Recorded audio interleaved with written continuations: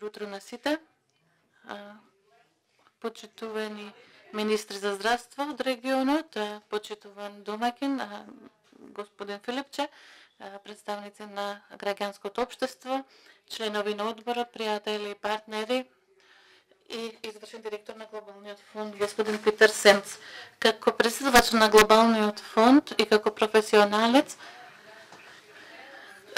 која што е засегната со борбата против овие борби во овој регион, во борбата против ХИВ и туберкулоза, сакам да кажам дека ми навистина задоволство што сум денеска овде со вас. Сакаме да дискутираме за напорите за зголемување на одржливоста и зголемување на домашното финансирање и поддршка на успешната транзиција од финансирањето од Глобалниот фонд, особено во регионот на Југоисточна Европа. Глобалниот фонд е партнерство кое што составено за да се стави крај на 3 епидемии и да се ослободи светот од товарот на овие 3 болести, ХИВ, туберкулоза и маларија. Клучниот збор овде е партнерство. Постигнувањето на оваа визија не е возможно без партнерство. Глобалниот фонд е во партнерство со Светската здравствена организација, Светската банка, Светската организација за маларија и други организации. Но денес сакам да го потенцирам партнерството со земите. Кога велам земите, мислам и на владите и на граѓанските општества во овие земји.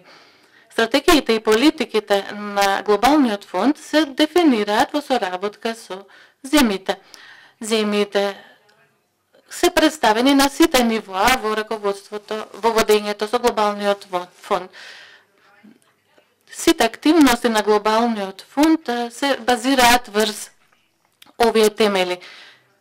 Околу 8% покрива Глобалниот фонд од глобалниот одговор за СИДА, како и 20% од севкупното финансирање, 8% за туберкулоза, а тоа е 65% од целото меѓународно финансирање за туберкулоза и 40% од глобалниот одговор за маларија, кој што представува 50% од целото меѓународно финансирање за маларија.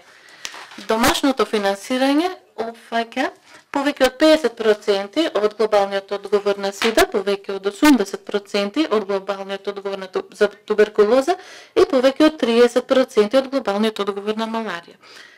Во овој регион Глобалниот фонд дава силна поддршка на 9 земји во одговорот на СИДА и туберкулоза. Инвестиравме 453 милиони американски долари во овие активности. Глобалниот фонд возможува стратешки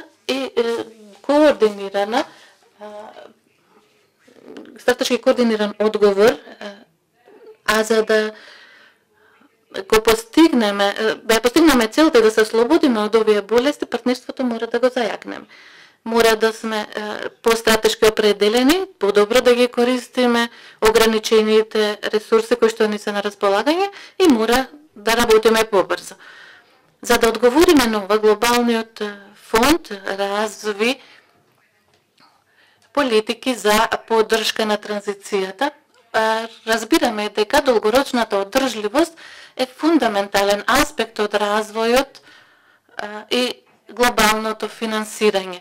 Од основно значење земите да можат да го зголемат финансирањето и да одржат програми кои што ќе имаат долгорочен ефект во борбата против овие болести, како и да се насочат кон постигнување на универзално покривање. Денес уште еднаш сме овде уште еднаш во партнерство во борбата на вистински начин да дадеме одговор против овие болести, за да им помогнеме на тие што се најранливи и да овозможиме да нема човечко страдање. Се надевам дека ќе можете да научите од искуството на земјите домакини, нивното водство и нивните активности. Нивната поддршка е важна за распределување на буџетот, средства во буџетот, важно е да аспект на социјалниот договор и за обезбедување на човечките права на клучните популации. Ова навистина е моделот кон кој што сите треба да се стремиме. Благодарам.